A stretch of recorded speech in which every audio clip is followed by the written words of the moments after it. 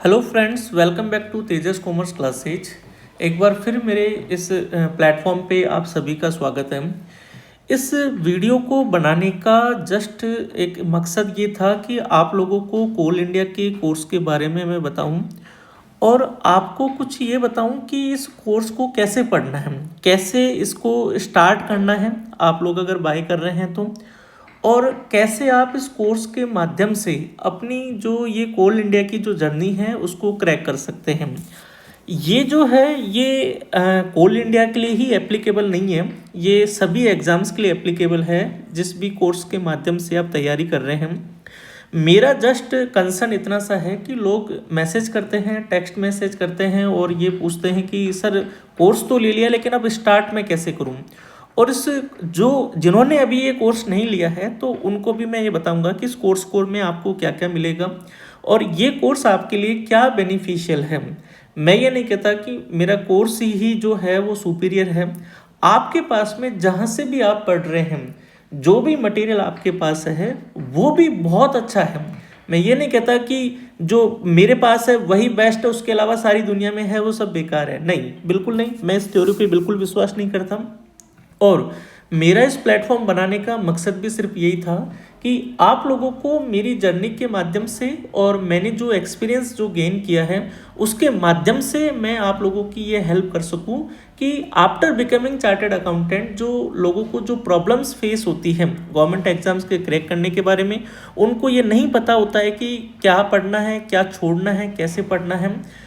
तो ये जो चीज़ें हैं, क्योंकि मुझे बहुत प्रॉब्लम्स फेस हुई थी जब मैं इसकी प्रिपरेशंस कर रहा था एग्ज़ाम्स की गवर्नमेंट की, और जब मुझे काफ़ी फेलियर होने के बाद में लगभग मैं कम से कम आप ये देख लीजिए कि 20 से 25 एग्ज़ाम में फेल होने के बाद में मुझे ये नोटिस हुआ कि यार क्या इस एग्ज़ाम को पास करने के लिए क्या पढ़ना होता है और क्या छोड़ना होता है। क्योंकि मुझे बताने वाला कोई नहीं था, कोई गाइडेंस नहीं थी उस 2014 के टाइम पे जब मैं अपनी प्रिपरेशन कर रहा था। तो ये आप लोगों के लिए एक जस्ट गाइडेंस वीडियो है और कोर्स कैसे स्टार्ट करना है उसके बारे में है। और मैं पहले ही कह चुका हूँ कि ये एक कोल इंडिया के एग्ज़ाम्स के लिए नहीं, आप जो भी एग्ज़ाम दे रहे हैं, जो भी आपने कोर्स ले रखा है या नहीं ले रखा है, आप अपने जहाँ से भी आप स्टडी कर रहे हैं उसका पैटर्न मेरे हिसाब से जो मैं फॉलो करता था वो पैटर्न आप इस तरीके से रखने की कोशिश कीजिएगा, हो सकता है आपके लिए यूजफुल हो। चलिए जी, सबसे पहले बात मैं अपने कोर्स की बात कर रहा हूँ कि इस कोर्स में आपको क्या क्या मिलेगा। इसमें आपको प्रिंटेड नोट्स बुक मिलेगी जिसमें प्रोफेशनल बुक्स की भी मिलेगी, और इस एग्जाम्स के माध्यम से हमने ये किया है कि अब आपको हम जनरल पेपर के भी आपको प्रिंटेड मटेरियल अवेलेबल करवाएंगे जिसमें खासकर की रीजनिंग, मैथ, जीके और इंग्लिश के, क्योंकि ये चार ऐसे सब्जेक्ट हैं जो हमारे डिफरेंट डिफरेंट एग्जाम में वेटेज तो बहुत कम रखती है। कोल इंडिया की बात करें तो इक्विवेलेंट वेटेज है, लेकिन अदर एग्जाम्स में देखते हैं जैसे पावर ग्रिड हो गया, उसमें जो है वो 120 क्वेश्चंस प्रोफेशनल के होते हैं, 50 क्वेश्चंस नॉन टेक्निकल होते हैं। तो मैं सभी के लिए कहूँगा, एक ही बात कहूँगा कि मार्क्स चाहे कम हो या चाहे ज़्यादा हो उससे कोई फ़र्क नहीं पड़ता, लेकिन अगर सही मायने में जो मुझे समझ में आया कि आपका जो सिलेक्शन का जो मेन बेस है या सिलेक्शन की कोई धुरी है या सिलेक्शन जो करवाने में सबसे इम्पोर्टेंट जो रोल है वो करता है आपका नॉन टेक्निकल जनरल पेपर। मेरे अगर मुझसे पूछे तो मेरा ये आपको मैं बताऊंगा अभी कि कैसे इंपॉर्टेंट रोल प्ले करता है। क्योंकि एज ए चार्टर्ड अकाउंटेंट या कॉस्ट मैनेजमेंट अकाउंटेंट आपका हर जो एस्पिरेंट जो इस एग्जाम में बैठ रहा है वो उतना ही नॉलेजेबल है जितना आप हैं। फ़र्क इतना है कि कोई अगर पहले बन गया तो हो सकता है कुछ चीज़ें टैक्स की या लॉ की कुछ अपडेट हो गई है तो उसे पता नहीं है, बाकी डेबिट क्रेडिट कॉन्सेप्ट लॉजिक जो है वो उसे भी समझ में आते हैं, आपको भी समझ में आते हैं। उसने भी वही एग्जाम पास किया है, आपने भी एग्जाम वही पास किया है। हो सकता है सीए का कुछ एक दो बुक्स जो है, एक दो जो पेपर है वो सीएमए में नहीं होते, सीएमए के कुछ पेपर जो है वो सीए में नहीं होते, बाकी 99% जो कोर्स है दोनों का सिलेबस सेम सा रहता है। इतना सा अगर जो मेजरली अगर डिफरेंस देखें तो सीए में थोड़ा सा इंडेस का वेटेज ज़्यादा है, सीएमए में कॉस्ट अकाउंटिंग स्टैंडर्ड्स के वेटेज ज़्यादा है। तो इस कोर्स में आपको प्रिंटेड नोट्स बुक मिलेगी आपको, ठीक है। प्रोफेशनल की भी मिलेगी और नॉन टेक्निकल की भी मिलेगी। नॉन टेक्निकल के लिए मैं आपको कहूँगा कि आप मेरे जो जो मैंने इस कोर्स में जो वीडियो लेक्चर्स डाले हुए हैं, इस बार से मैंने शुरू किया है, क्योंकि काफ़ी लोगों को दिक्कत होती है कि वीडियो अगर हमें सिस्टमेटिक वे में मिल जाए। देखो ऐसे तो गूगल पे सब कुछ है, लेकिन यूट्यूब पे सब कुछ है, लेकिन यूट्यूब पे जो है वो हम उस तरीके से नहीं पढ़ सकते जैसे हम एक एग्जाम में सीरियस होकर पढ़ रहे हैं, क्योंकि वहाँ पर जो है वो अनसिस्टमेटिक वे में कई सारी चीज़ें चलती हैं। कभी हमारा अट्रैक्शन जो है वो किसी और वीडियो पे जाता है, कभी कोई टीचर बता रहा है तो उस पर जाता है, कोई किस तरीके से उसको समझा रहा है। मेरा ये मानना है कि नॉन टेक्निकल आप जिससे भी पढ़ो, एक सिस्टमेटिक वे में पढ़ो, टॉपिक वाइज पढ़ो, स्टेप टू स्टेप में पढ़ो, तो ज़्यादा आप उसको अच्छे से कवर कर पाएंगे। बाकी तो यूट्यूब पे क्या नहीं है, सब कुछ है, आप वहाँ पर सब कुछ देख सकते हैं, सब कुछ पढ़ाई कर सकते हैं, लेकिन आप वहाँ पर एक सिस्टमेटिक वे फाइंड आउट नहीं कर सकते, जो मैं गलती करता था। आखिरकार मुझे भी जो है वो जनरल पेपर के लिए एक अच्छे मेरे को वीडियो लेक्चर्स की हेल्प लेनी पड़ी, तब जाकर जो है वो मेरे ये कमांड में आया, और कमांड में आने के बाद ही मेरे इतने सारे सिलेक्शन होना शुरू हुए। तो एमसीक्यू बुक मिलेगा, इसमें 10,000 प्लस आपको एमसीक्यू मिलेंगे प्रैक्टिस करने के लिए। टेस्ट सीरीज मिलेगी 100 प्लस, जो डेडिकेटेड कोल इंडिया के लिए होगी। प्रीवियस पेपर मिलेंगे 75 प्लस, ये बहुत इंपॉर्टेंट चीज़ है। प्रीवियस पेपर मैं आगे बताऊंगा कि प्रीवियस पेपर कैसे इंपॉर्टेंट रोल प्ले करते हैं। तो how to start the course, आपने अगर कोर्स ले लिया है या कोर्स आप लेने का प्लान कर रहे हैं, तो मैं आपको बस इतना सा आपकी हेल्प कर रहा हूँ कि कोर्स को कैसे पढ़ना है, या जो भी जहाँ से भी आप पढ़ रहे हैं उसको कैसे स्टार्ट करना है। सबसे पहले आप अपने सिलेबस को गो थ्रू करिए। जैसे अभी इस पर्टिकुलर वीडियो में हम कोल इंडिया की बात कर रहे हैं, तो कोल इंडिया ने ऑलरेडी जो पिछले एग्जाम्स हुए हैं 2017 में और 2020 में, वहाँ के जो कोल इंडिया के जो सिलेबस जो दिए हुए हैं, उसको मेरे कोर्स में भी मैंने सिस्टमेटिक वे में सिलेबस दिया हुआ है। तो सिस्टमेटिक वे में जो कोल इंडिया में जो मैंने सिलेबस दे रखा है, उस सिलेबस को आप पूरी तरीके से गो थ्रू करिए। और जो सिलेबस, जिस एग्जाम्स का सिलेबस नहीं दिया हुआ है, उसका आप ये मान के चलिए कि जनरल पैटर्न जो है वो यही रहता है जो कोल इंडिया के एग्जाम्स में दिया हुआ है। क्योंकि जीएसटी या income tax exam to exam different नहीं हो सकते, या कॉस्ट अकाउंटिंग या आपकी फाइनेंशियल अकाउंटिंग या कॉर्पोरेट अकाउंटिंग या corporate law exam to exam differ नहीं हो सकते। हाँ, इतना हो सकता है कि कोई चैप्टर जो है वो हमारी उस एग्जाम में नहीं आएगा, या जैसे कॉर्पोरेट लॉ है तो कंपनी एक्ट है, कंपनी एक्ट के कुछ चैप्टर्स होते हैं जो कुछ एग्जाम में नहीं पूछते हैं, किसी एग्जाम से पूछते हैं, इतना जस्ट फर्क होता है, बाकी कोई चेंजेस नहीं होता है। तो मैं तो हमेशा फाइनेंस के बारे में एक बात कहता हूं कि आप एक तैयारी कीजिए और एक तैयारी से कई सारे एग्जाम क्रैक कर सकते हैं, अगर कोई समझदार व्यक्ति मेरी इस बात को पकड़ रहा है तो। अगर आप मेरी बात को इसको नोट कर रहे हो तो मैं वापस से लाइन को रिपीट कर रहा हूं कि आप एक प्रिपरेशन बहुत अच्छे ढंग से करिए और उसी प्रिपरेशन को कई सारी एग्जाम में अप्लाई करिए। आपको खुद को मतलब मैजिकल लगेगा कि यार क्या हो गया कि मेरे इतने सारे सिलेक्शन कैसे हो रहे हैं, मैं जिस भी एग्जाम में बैठ के आ रहा हूं वहां पर मेरे एग्जाम क्रैक हो रहे हैं। इसके बाद सिलेबस अगर आपका दिया है तो उसको स्टडी करिए ढंग से, पॉइंट को नोट करिए क्या क्या है। उसके बाद में सबसे इंपॉर्टेंट चीज़ है कि आप डीप स्टडी करिए प्रीवियस पेपर्स की। प्रीवियस पेपर में भी सबसे प्रायोरिटी आपका जो एग्जाम है, जैसे अभी इसमें कोल इंडिया की बात करें तो कोल इंडिया का 2017 का पेपर और 2020 का पेपर दोनों मैंने कोर्स में डाले हुए हैं, तो उनको बहुत अच्छे से आप स्टडी करिए, मतलब टाइम लगाइए उस पर। मतलब अपने पूरा कोर्स को स्टार्ट करने से पहले मैं बार बार हर बच्चे को या जो भी मेरे से बात करता है फ़ोन पे या चैट पे, उसको मैं एक ही जनरल ओपिनियन देता हूँ कि आप पहले प्रीवियस पेपर को बहुत अच्छे से करो। आपको मैं एग्जाम्पल देता हूँ, हम जब सीएमए प्रिपरेशन करते हैं या सीएमए में प्रिपरेशन करते हैं तो स्कैनर देख के ही पता चलता है कि भाई अमालगमेशन से 16 नंबर का क्वेश्चन आएगा, या गुडविल का जो क्वेश्चन है ये 12 नंबर का आएगा, या पोर्टफोलियो मैनेजमेंट जो है वो बहुत इंपॉर्टेंट चैप्टर है, डेरिवेटिव जो है वो बहुत इंपॉर्टेंट चैप्टर है। ये हमें क्यों पता चला? ये हमें इसलिए पता चला कि क्योंकि हमने स्कैनर देखा है, और स्कैनर में पिछले 10 साल के एग्जाम्स के जो पेपर हुए हैं उसका पूरा एक वेटेज की समरी दे रखी है, टेबल दे रखी है, जिससे हमें ये पता चल जाता है कि यार इस पेपर को बहुत अच्छे से, इस चैप्टर को बहुत अच्छे से हमें करना जरूरी है। तो बस सेम पैटर्न आपको यहाँ अप्लाई करना है। आपको पहले कोल इंडिया की 2017 एंड 2020 के पेपर को बहुत अच्छे से स्टडी करना है। उसके बाद में जितनी भी अदर पीएसयू के जो एग्जाम्स के जो पेपर मैंने डाले हुए हैं मैंने कहा 75+, आई थिंक मैंने 62 के आसपास पेपर ऑलरेडी डाल दिए हैं और 10-15 पेपर अभी मैं और डालूंगा। अभी स्टैटिक ये मटेरियल ऐसा नहीं कि ये कंप्लीट है, अभी और भी इसमें मटेरियल ऐड होते रहेंगे, वीडियो लेक्चर्स और ऐड होंगे, स्टडी नोट्स और ऐड होंगे, रिवीजन कैप्सूल्स आएंगे, रिवीजन वीडियो आएंगे, मैं अभी आपको कोर्स भी गो थ्रू करवाऊंगा। तो प्रीवियस पेपर की स्टडी करने से क्या हुआ, आपको क्या करना है, आपको अंडरस्टैंड करना है। क्या चीज़ अंडरस्टैंड करनी है, पहला आपको टाइप ऑफ क्वेश्चंस पता करने हैं कि किस तरीके से क्वेश्चंस पूछते हैं। मैंने सीए पास कर लिया या मैं सीए में बन गया, अब मुझे ये देखना है कि मुझे किस टाइप के क्वेश्चंस इस कॉम्पिटिटिव एग्जाम या गवर्नमेंट एग्जाम में आते हैं। दूसरा, किस लेवल के क्वेश्चंस आते हैं, हमें लेवल पता होना चाहिए कि जो इनकम टैक्स है उसमें सेक्शन से रिलेटेड कितने क्वेश्चंस आ रहे हैं, उसमें अमेंडमेंट से रिलेटेड क्या पूछ रहा है, डिडक्शन वाला चैप्टर जो है वो ज़्यादा आ रहा है क्या, रेजिडेंशियल स्टेटस से कितने क्वेश्चंस आ रहे हैं, मतलब अलग अलग एग्जाम से। ये आपको बहुत ज़्यादा मतलब डीप में एनालिस करना है। मैं कह रहा हूँ कि पूरा दिन एक दिन जो है वो प्रीवियस पेपर में ही दीजिए। आपको जब तक रास्ता मालूम नहीं हो तब तक जर्नी स्टार्ट करने से मतलब है कि आप अंधकार में चल रहे हो। आप पहले रास्ता पता कीजिए, मुझे पढ़ना क्या है और छोड़ना क्या है, ये बहुत इंपॉर्टेंट है इस एग्जाम में। तो आपको लेवल समझना है। फाइनेंशियल अकाउंटिंग में देखना है कि कॉर्पोरेट अकाउंटिंग से क्वेश्चंस आ रहे हैं, अमालगमेशन से किस टाइप से आ रहा है, लिक्विडेशन से किस टाइप से क्वेश्चंस आ रहा है, डेप्रिसिएशन में जनरली कैसे क्वेश्चंस पूछे जा रहे हैं, फाइनेंशियल अकाउंट विद एडजस्टमेंट में कौन से टाइप के एडजस्टमेंट आते हैं, थ्योरेटिकल में जो 11th क्लास की जो थ्योरी है, फाइनेंशियल अकाउंटिंग का जो इंट्रोडक्शन पार्ट है उसमें अकाउंटिंग कॉन्सेप्ट कौन से आते हैं, उसमें एग्जाम्पल में कैसे पूछता है।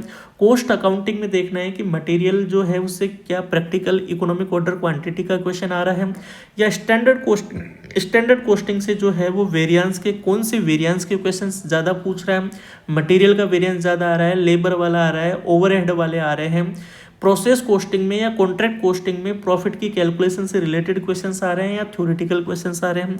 मेरा मतलब समझ रहे हैं आप कि आपको जनरली पूरा पैटर्न आपको देखना है। पैटर्न ऑफ द क्वेश्चंस जो मैंने अभी डिस्कस किया कि आपको पूरा पैटर्न आपको देखना है पेपर का। दूसरा, बेसिक टू एडवांस लेवल, आपको ये देखना है कि यार बेसिक से बेसिक क्वेश्चंस कैसे पूछता है, बहुत इजी से इजी। ड्राइंग्स किस नेचर का अकाउंट है, तो आपको लगेगा अरे यार ये कोई क्वेश्चन है क्या, ये तो बहुत सिंपल है। जर्नल जो है वो सब्सिडरी जर्नल के सब्सिडरी जो बुक्स होती है वो कितने तरह की होती है, तो आपको लगेगा यार तो बहुत बेसिक है, इसमें क्या सीरियस होकर पढ़ना है। और आपको बेसिक भी पता होना चाहिए और आपको एडवांस लेवल भी पता होना चाहिए।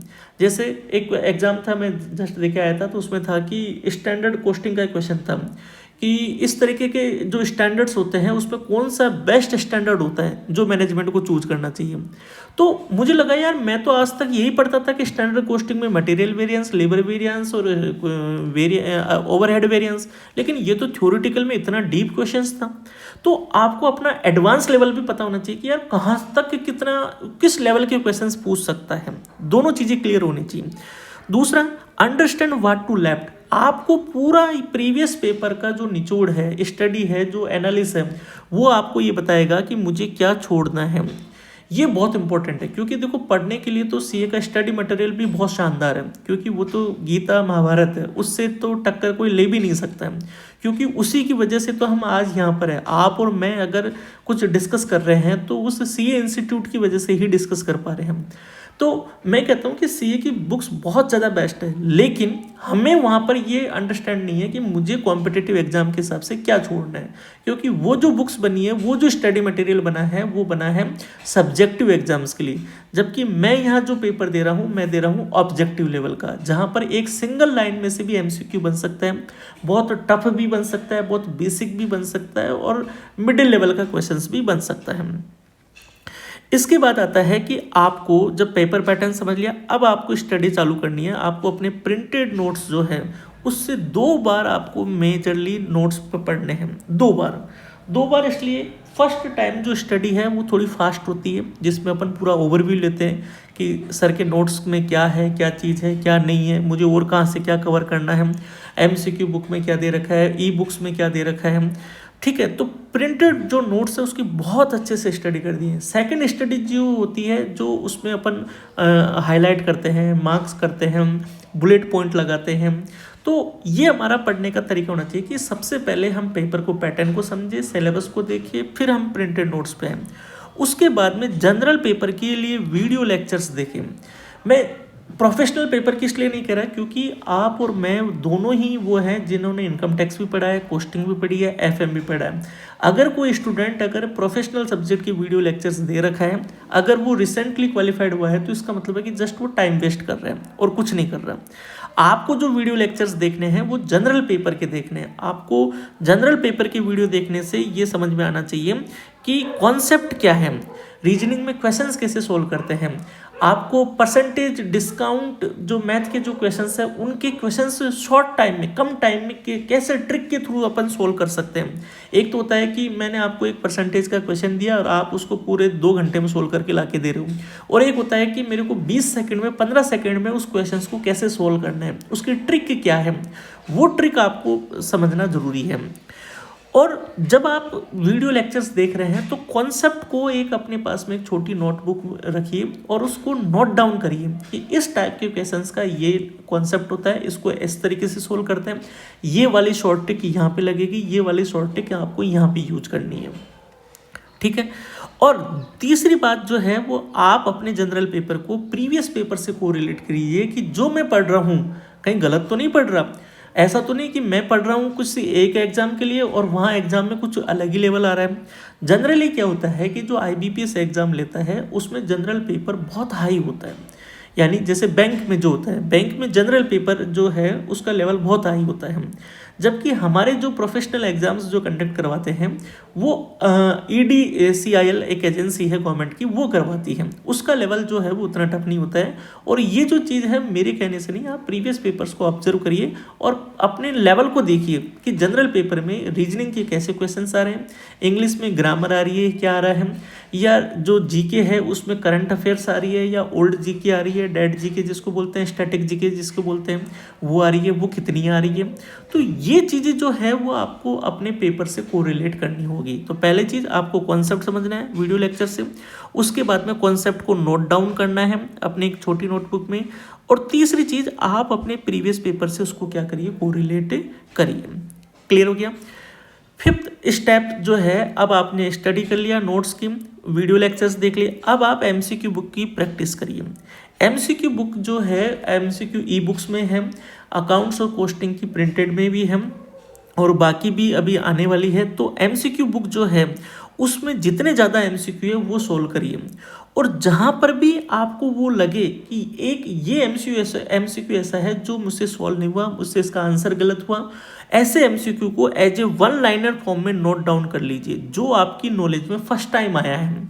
उस 1 लाइनर नोट करने का फ़ायदा क्या हुआ, मैं जो करता था वही बता रहा हूँ मैं आपको, कि जब मैं स्टडी करता था तो मैं बहुत सारे MCQ अलग अलग जगह से सोल्व करता था, जहाँ से भी जो भी मिले, और मुझे लगता था यार ये तो मैंने पढ़ा ही नहीं, ये तो मेरी नॉलेज में पहली बार आया, अच्छा इसका ये क्वेश्चंस का ये MCQ ऐसा है, अच्छा इस लाइन में से ये MCQ ऐसे बना है। तो मैं क्या करता था, उसको 1 लाइनर फॉर्म में रजिस्टर में नोट करता था।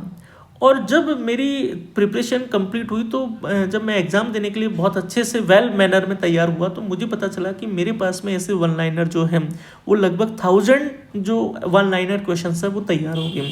यानी वो डेटा बैंक बन गया जो मेरे को नहीं आता था, लेकिन लिखने से, नोट डाउन करने से मुझे याद भी हो गया और मेरी नॉलेज में भी आ गया। अब अगर एग्जाम में से इसमें से कोई आता है तो मैं उसको इजीली उसको मैं सोल्व कर सकता हूँ।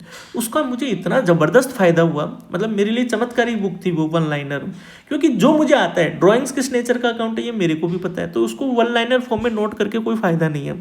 तो मैंने उसका क्या किया कि फिर जो ऐसे जो लेवल के क्वेश्चन थे जो मेरी नॉलेज के बाहर थे या जो मुझे फर्स्ट टाइम कहीं से पढ़ने में आए उसको मैं नोट डाउन करता था। और वो आप करके देखिए, आपके लाइफ में इतना ज़बरदस्त चमत्कार होगा और इतना कॉन्फिडेंस आएगा कि यार मैंने वो चीज़ भी कर ली है कवर जो मेरे को नहीं आती थी। अभी आपके पास में सफिशिएंट टाइम है, ठीक है। इसके बाद में ये जो रजिस्टर है इसको प्रॉपर वे में रखिए, मतलब ऐसा नहीं कि एक एग्जाम दिया और उसको फेंक दिया, नहीं, उसको बहुत अच्छे से रखना है ताकि हम लास्ट टाइम, जब भी लास्ट टाइम एग्जाम में हो, एक दिन बचे, उसको उठाया, वापस से रिवाइज किया, हाँ हाँ ये हो गया, ये हो गया, ये हो गया, ये चीज़ का ऐसा आंसर था, ये चीज़ का ऐसा आंसर था, ताकि उसको अपन वापस से जो है धार देते रहे, वापस से अपने आप को अपडेट करते रहे उस चीज़ से, ठीक है। इसके बाद में जो सेकंड लास्ट स्टेप है कि आप अब टेस्ट सीरीज की तरफ मुड़िए, टेस्ट सीरीज जो है जितने भी मैंने टेस्ट दे रखे हैं वो टेस्ट अपीयर करिए। जनरली बच्चे क्या करते हैं, हम प्रिपरेशन तो स्टार्ट करते नहीं है, उससे पहले टेस्ट देते हैं। टेस्ट देने से पता चलता है 50 में से उनके 4 नंबर आ रहे हैं या 100 में से उनके 3 नंबर आ रहे हैं। उनका मोरल ऐसा डाउन होता है कि यार ये एग्जाम्स अपनी बस की बात में नहीं है, अपन तो प्राइवेट जॉब करेंगे और मस्त रहेंगे। जनरली मैं हमेशा कहता हूँ टेस्ट को हमेशा लास्ट में दीजिए, ताकि आप अपने आप का सेल्फ इवोल्यूशन कर सकें। आपको खुद को पता चले कि मैंने क्या पढ़ा है, क्या छोड़ा है, मुझे अपने आप में और कितना इम्प्रूवमेंट करने की ज़रूरत है। ये कोई आपको पड़ोसी आके नहीं बताएगा। आप उस लेवल पे हैं, आप सीए बन गए हैं या सीएमए बन गए हैं, तो आपको अपना सेल्फ इवोल्यूशन जो है वो खुद को करना आना चाहिए। तो मेरी हमेशा राय है कि टेस्ट हमेशा लास्ट में दीजिए, ठीक है। और दूसरा, आपके जो मार्क्स है उसको सीरियस नहीं लेना है। सीरियस नहीं लेना यानी 50 में से 48 आ रहा है तो ओवर कॉन्फिडेंट नहीं होना है, और 50 में से 5 आ रहा है तो अपने आप को डिमोटिवेट नहीं करना है। मार्क्स है, हो सकता है मेरे पेपर में वहाँ पे जो आएगा उसमें बहुत अच्छे मार्क्स आ जाए, ठीक है। और लास्ट और सबसे इम्पोर्टेंट स्टेप जो है वो है कि अपने भगवान में विश्वास रखिए, कि भगवान से प्रार्थना कीजिए कि हे भगवान, मेरी जो मेहनत करनी थी, जो मैं बेस्ट दे सकता था वो मैंने दिया है। अब आपकी बारी है कि आप मेरी हार्डवर्क को, आप मेरी मेहनत को, आप मेरी ईमानदारी को, जो डिसिप्लिन के साथ में जो मैंने काम किया है, ऑनेस्टी और डिसिप्लिन के साथ में जो मैंने ये किया है, उसको आप किस तरीके से देखते हैं। आपको लगता है कि मैं इस एग्ज़ाम के लिए, मैं इस पोस्ट के लिए, इस पद के लिए सूटेबल हूँ, तो मेरी लाइफ के लिए जो बेस्ट हो सकता है आप वही करना। अगर मेरे जीवन के लिए, अगर मेरे इस एग्ज़ाम में फ़ेल होना है तो मुझे फ़ेल करना। आपको लगता है कि मैं इस एग्ज़ाम के लिए सूटेबल हूँ, मैंने मेहनत की है, तो मुझे पास करवा देना। तो ये भगवान से जो है वो आपको प्रार्थना करनी है और भगवान के ऊपर छोड़ देना है। मैं हमेशा ये कहता हूँ कि अगर आपने सच्चे मन से और ईमानदारी से मेहनत की है तो भगवान भी जो है वो एक दिन आपको कितना ही फेल कर ले, वो आपके सामने एक बार तो झुक जाता है, और भगवान भी जो है वो आपको अनबिलीवेबल सक्सेस आपको दिलाता है। मैं मतलब कई बार कई एग्जाम में देखा है मैंने यूपीएससी एडी पोस्ट का भी एग्जाम दिया, मतलब कोई प्रिपरेशन नहीं, कोई कुछ नहीं, और मतलब यूं नंबर आ रहे हैं। तो मतलब लोगों को लगता है कि यार सर के ऐसे सिलेक्शन हो जाते हैं, 10 एग्जाम हो गए, जबकि मेरा कोई ज्वाइन करने का इरादा नहीं है, मैं जाऊंगा भी नहीं।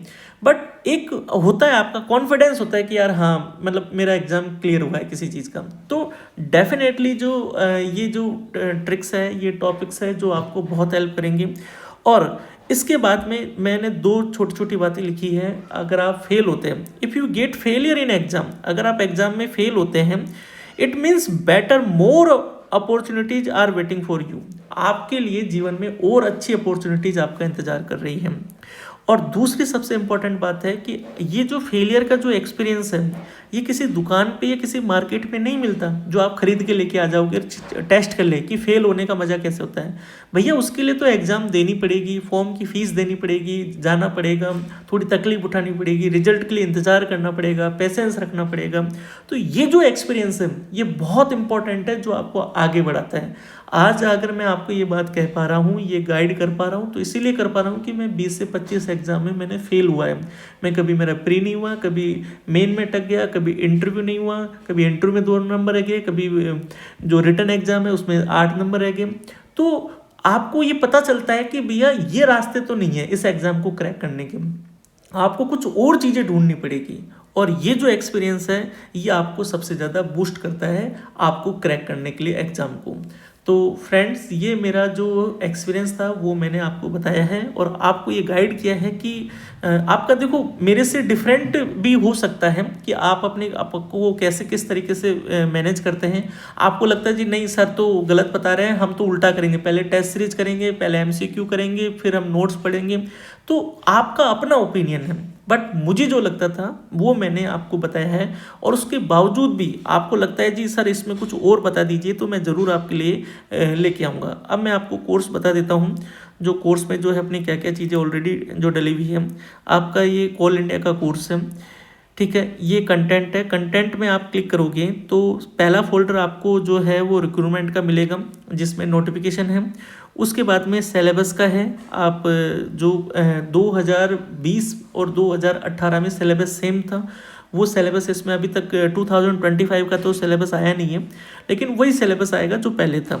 इसके बाद में जनरल पेपर का फोल्डर है। जनरल पेपर के फोल्डर में आप देखोगे तो मैंने चारों सब्जेक्ट आपकी कवर की है। जनरल नॉलेज को अगर क्लिक करते हैं, पहले फोल्डर बता देता हूँ, general knowledge, reasoning, numerical ability यानी मैथ और जनरल इंग्लिश। ठीक है, तो अगर मैं जनरल नॉलेज की बात करूँ तो जनरल नॉलेज में जो अपने सिलेबस दिया हुआ है इंडियन हिस्ट्री के फोल्डर में आप देखोगे तो मैंने एक फाइल डाली हुई है 1500 प्लस हिस्ट्री इंपॉर्टेंट एमसीक्यू। ये वो क्वेश्चंस है जो एक तो होता है कि हम बहुत सारा डिटेल में पढ़ें, ठीक है, ये वो क्वेश्चंस हैं जो आपके एग्जाम्स के लिए यूजफुल हैं।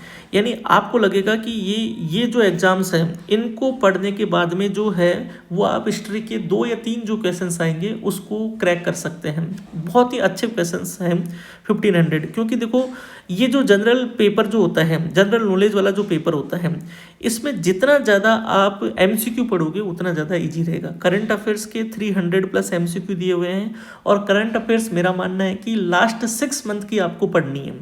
ठीक है, तो जैसे जैसे 300 एमसीक्यू आते जाएंगे वो मैं अपलोड करता जाऊंगा। ऐसे ही इंडियन इकोनॉमी है, इंडियन इकोनॉमी में आप देखोगे तो इंडियन इकोनॉमी में भी मैंने 1500 जो इम्पोर्टेंट एमसीक्यू जो बन सकते हैं वो एमसीक्यू आपके लिए मैं यहाँ पे लेके आया हूँ, जो इस एग्ज़ाम्स के लिए और आने वाली और कोई भी एग्ज़ाम्स होगी तो उसके लिए आपके लिए बेस्ट है। इनसे बाहर मेरे को नहीं लगता कोई क्वेश्चन ऐसा जाएगा जो हमारी स्कूल इंडिया के एग्ज़ाम्स के लिए जो है वो कोई बाहर से बनेगा।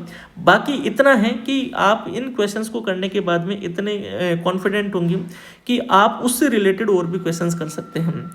इंडियन इकोनॉमी हो गया, करंट अफेयर्स हो गया, इंडियन पॉलिटी, ऐसे इंडियन पॉलिटी के लिए 1500 एमसीक्यू इसलिए बोलता हूँ क्योंकि अपने पास में इतना टाइम नहीं है। दूसरी बात, हमारे पास में लिमिटेड मार्क्स है, 25 नंबर के जनरल नॉलेज आएगी। अब 25 मार्क्स की जो है 25 मार्क्स में इकोनॉमिक्स भी आएगी, पॉलिटी भी आएगी, कॉन्स्टिट्यूशंस भी आएगा, करंट अफेयर्स भी आएगी, तो लगभग हर उससे 2 या 3 आएंगे। तो भाई 1500 एमसीक्यू को पढ़ना बहुत ईजी है, 2-3 बार में पढ़ लेंगे। लेकिन अगर बहुत बड़ी बुक है, कोई मोटी बुक है, जैसे इंडियन पॉलिटी जाओगे तो मार्केट में बहुत मोटी बुक है, इंडियन इकोनॉमी जाओगे तो बहुत बड़ी मोटी बुक है, तो वो ज़्यादा करने से अच्छा है कि हम सेलेक्टिव मैटर में जाए। जितना आप सेलेक्टिव पढ़ोगे जनरल नॉलेज में उतना फ़ायदे में रहोगे। इस एग्ज़ाम के लिए स्पेशली मैं बता रहा हूँ, और एग्ज़ाम्स के लिए भी आपका वो है। ऐसे ही साइंस है, जनरल साइंस आप देखोगे तो जनरल साइंस में मैंने लगभग 40 पेज में जनरल साइंस दी है, जो कि बहुत ही इंपॉर्टेंट चीज़ों को मैंने कवर किया है। जो साइंटिस्ट है उनके नाम है, किसने क्या खोज की, किसने क्या रिसर्च कर रखी है, उन सब की जो चीज़ें जो एग्ज़ाम्स के हिसाब से जो इम्पोर्टेंट है वो सारी चीज़ें मैंने यहाँ पे कर रखा है। कई बार क्वेश्चंस ऐसे आते हैं जो सेलेक्टिव मैटर्स में से काफ़ी कवर हो जाता है। तो ये मैंने एवरीडे साइंस भी आपको दिया है, ये प्रिंटेड में मिलेंगे आपको। साइंस हो गया, पॉलिटी हो गया, इकोनॉमी हो गया, या फिर आपके करंट अफेयर्स मैं नहीं दे पाऊंगा प्रिंटेड, क्योंकि करंट अफेयर्स चेंज होती रहती है तो आपको वो ऑनलाइन पढ़नी पड़ेगी। इंडियन हिस्ट्री के क्वेश्चंस हो गए, ये सारी चीज़ें बहुत ही मतलब सिस्टमेटिक वे में दिया मैंने। रीजनिंग की अगर मैं बात करूँ तो रीजनिंग में मैंने दोनों रीजनिंग को अलग अलग कर दिया, वर्बल और नॉन वर्बल रीजनिंग। ठीक है, वर्बल रीजनिंग में मैं कुछ अभी डालूंगा इसमें, और वीडियो लेक्चर्स जो है वो अभी मैंने टोटल 17 वीडियो लेक्चर्स अपलोड कर दिए हैं। आप इन वीडियो लेक्चर्स को देखने के बाद में आपको इतना अच्छा लगेगा, रीजनिंग लगेगा सर इससे इजी तो कुछ है ही नहीं कि मैं 25 में से 25 ला सकता हूँ। मेरी सबसे फेवरेट थी, मैं हमेशा अच्छा मार्क्स इसमें स्कोर करता था और मैं 25 में से 22-23 मार्क्स आराम से ले आता था, क्योंकि बहुत अच्छे जो फैकल्टी है मेरी यहाँ, उन्होंने इन चीज़ों को कवर किया है रीजनिंग को। और हर लेक्चर आप स्पीड में भी देख सकते हैं, स्लो भी देख सकते हैं, बाइलिंगुअल लैंग्वेज में हम, ऐसा नहीं है कि हिंदी है, हिंदी भी है, रीजनिंग भी है, दोनों ही लैंग्वेज में क्वेश्चन हैं। और इसकी क्लास की जो पीपीटी है वो भी आपको इसमें अवेलेबल हो जाएगी कोर्स में, वो मैं अभी अपलोड कर दूंगा। बाकी अभी और क्लासेज इनकी आनी है। ऐसे ही जो मैथ है, न्यूमेरिकल एबिलिटी में मैंने 2 तरीके से इसको डिवाइड किया है। एक तो इजी टॉपिक जो 80% पोर्शन कवर करता है, और एक डिफिकल्ट टॉपिक जो 20% पोर्शन कवर करता है। तो डिफिकल्ट टॉपिक में एलजेब्रा टाइप के जो डिफिकल्ट लेवल के जो क्वेश्चंस होते हैं वो आते हैं, और जो इजी टॉपिक्स है उसमें मैंने ये कुछ चैप्टर्स के एमसीक्यू की पीडीएफ डाली है इसमें प्रैक्टिस के लिए। बाकी वीडियो लेक्चर जो है वो मैथ के भी आएंगे और आई थिंक 2-3 दिन में जो है वो लेक्चर इसके अपलोड होना शुरू हो जाएंगे मैथ के भी। आपको डेली जो है वो एक लेक्चर ज़रूर मिलेगा। ऐसे जनरल इंग्लिश की बात करूँ बेटा, तो जनरल इंग्लिश में भी ग्रामर पोर्शन मैंने अलग से दिया है जो हमारे एग्जाम के लिए ज़्यादा इंपॉर्टेंट है कोल इंडिया के लिए, और पैसेज जो है वो मैंने अलग से दिया है। अभी मैं इसमें अभी और भी फाइल अपलोड होगी। मैं पहले भी कहा है मैंने कि आप ये ना समझिए कि यही एक सिंपल जो दिया है वही मटेरियल है, अभी इसमें कई फाइल्स और भी अपलोड होगी जो आपके एग्जाम्स के लिए रेलिवेंट है। तो ये था हमारा पेपर 1 जो इस पेपर जनरल पेपर की अगर बात करें। इसके बाद आता है हमारा पेपर 2 प्रोफेशनल में आप जानते हो ऑलरेडी प्रिंटेड बुक्स है, काफ़ी कुछ देखा हुआ है, सारी सब्जेक्ट आ गई, फाइनेंशियल मैनेजमेंट आ गया, जीएसटी आ गया, इनकम टैक्स आ गया, कॉर्पोरेट लॉ आ गया, कॉस्ट अकाउंटिंग आ गया, सारी फाइनेंशियल इसमें सब एक से एक बढ़िया सिंप्लीफाइड और रेलिवेंट पोर्शन के नोट्स हैं। थर्ड जो है वो प्रीवियस पेपर में मैंने आपको अलग अलग कैटेगरी कर दी कि कोल इंडिया के पेपर अलग से हैं, प्रीवियस जो पेपर्स है वो अलग से हैं। तो इसमें सेंट्रल गवर्नमेंट के पेपर मैंने अलग कर दिए हैं। एक मिनट मैं इस फोल्डर को खोल लेता हूँ, आपको दिखाई देता हूँ। देखो ये जो प्रीवियस पेपर है इसमें कोल इंडिया के पेपर भी है, अदर पीएसयू के पेपर भी और सेंट्रल गवर्नमेंट एग्जाम के पेपर है। रिवीजन वीडियोज मैं ज़रूर लाऊंगा प्रोफेशनल सब्जेक्ट के, और कोशिश करूंगा कि बहुत जल्दी मैं अपलोड कर दूं ताकि आपको अपने अगर पहले से पढ़ा हुआ है तो आप उसको रिवाइज कर लें। ठीक है, तो ये जैसे पेपर हैं आप देखोगे, अदर पीएसयू के मैंने अभी 21 डाले हुए हैं, सेंट्रल गवर्नमेंट एग्जाम के 17 डाले हुए हैं जो अलग अलग उसके हैं। कोल इंडिया के दोनों पेपर डाले हुए हैं 2017 का 2020 का, ये दोनों पेपर मेरे ही हैं जो मैं दे के आया था। अगर अदर पीएसयू की बात करें तो देखो वेल का पेपर है, डीएफसी का पेपर है, ईएसएल का है, एमएमटीसी का है, एनसीएल का है, कॉटन कॉरपोरेशन का है, एयरपोर्ट अथॉरिटी का है, आईडब्ल्यूआई का है, भेल का है। तो बहुत सारे अदर पीएसयू के ये पेपर है इसमें। इसके बाद में आप सेंट्रल गवर्नमेंट एग्जाम के अलग अलग पेपर देखोगे, जैसे यूपीएससी एडी पोस्ट वाले हैं तो वो टोटल 17 पेपर हैं।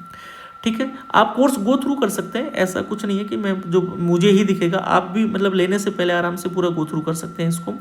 इसके बाद में रिवीजन वीडियो जरूर आएंगे, और फिर टेस्ट सीरीज में आप देख पा रहे हैं कंबाइंड टेस्ट, प्रोफेशनल टेस्ट और जनरल पेपर टेस्ट, अलग अलग तरीके के जो टेस्ट हैं वो इसमें अभी अपलोड होंगे, और धीरे धीरे जो है वो आपको काफ़ी कुछ जो चीज़ें हैं वो और मिलेगी।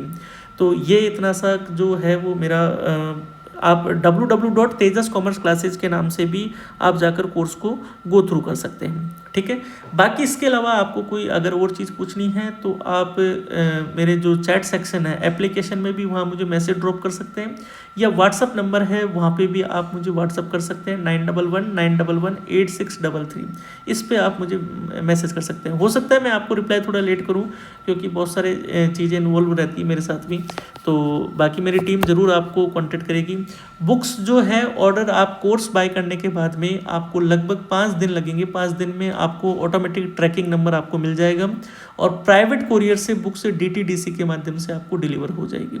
ठीक है, तो ऑल द बेस्ट एग्जाम के लिए, थैंक यू, और अच्छे से प्रिपरेशन कीजिए, और मेरी बेस्ट विशेज आपके साथ हमेशा है, मेरी गाइडेंस हमेशा है, और उसके बावजूद भी आपको कोई क्वेरी है तो ज़रूर बताइएगा, मैं ज़रूर रिप्लाई करूँगा। Thank you so much guys.